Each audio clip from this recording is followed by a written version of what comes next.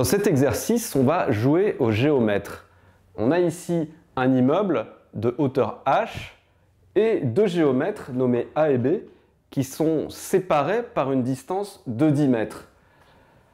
A et B mesurent les angles qui existent entre le sommet S de l'immeuble et l'horizontale. Comme ils sont placés à des points différents, ces angles sont différents.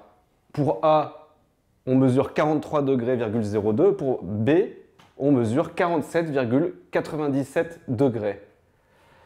Et on nous demande de calculer la hauteur de l'immeuble, en sachant que le point de mesure de A et B est situé à 1,20 m au-dessus du sol, ce qui revient finalement à trouver la valeur de la distance SH. Il s'agit en fait d'un exercice de trigonométrie parce qu'on remarque tout de suite que le triangle ASH est rectangle en H.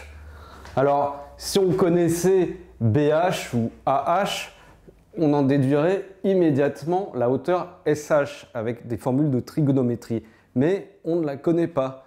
En revanche, on connaît les deux angles alpha et bêta. Alors, dans ce genre d'exercice, ce qui est important, c'est de récapituler toutes nos hypothèses. Donc, ce qu'on connaît, c'est la distance AB, et puis alpha et bêta. Cette distance-là, en fait, ne va pas nous servir à grand-chose. Parmi nos hypothèses, on peut ajouter que AH, c'est AB plus BH.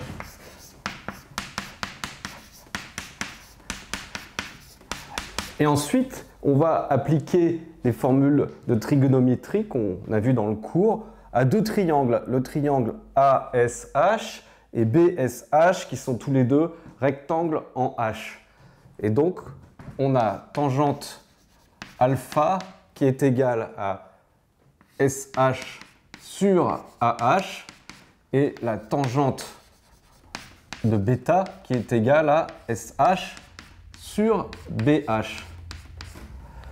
Et ces deux valeurs, on les connaît puisqu'on connaît les angles qui sont des données de l'énoncé. L'énoncé nous dit de calculer BH de deux manières différentes. Alors, une fois qu'on a écrit nos hypothèses, on peut reprendre que tangente alpha est égale à SH sur AB plus BH et tangente bêta est égale à SH sur BH. Donc, si je fais passer BH de l'autre côté de l'équation, là, je vous laisse faire le calcul, on va trouver que BH, ça vaut SH sur tangente alpha moins AB. Et là, c'est plus simple dans la deuxième équation, BH vaut SH sur tangente bêta. Donc, on peut écrire que SH sur tangente alpha moins AB est égal à SH sur tangente bêta. Et SH, c'est précisément ce qu'on recherche, c'est la hauteur de l'immeuble. Alors, il va falloir maintenant calculer un petit peu, mais cette égalité-là va me permettre de déterminer SH.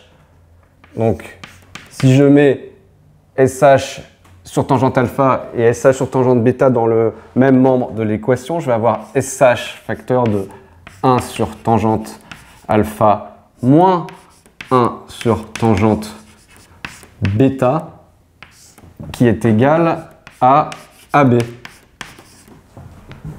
Et donc, SH, alors là il faut s'accrocher un petit peu,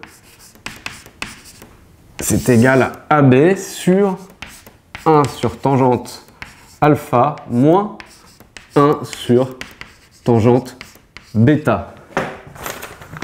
On connaît tangente alpha avec la calculatrice, on connaît tangente bêta et on connaît AB qui vaut 10 mètres. Et donc on va pouvoir en déduire SH. Et l'application numérique donne SH vaut 58,73 mètres. Alors on peut en déduire tout de suite BH, puisque BH c'est ça divisé par tangente bêta. Et l'application numérique nous donne BH égale 52,94 mètres. Et la hauteur totale de l'immeuble, il faut rajouter les 1,20 m qui se trouvent entre les appareils de mesure de nos géomètres et le sol.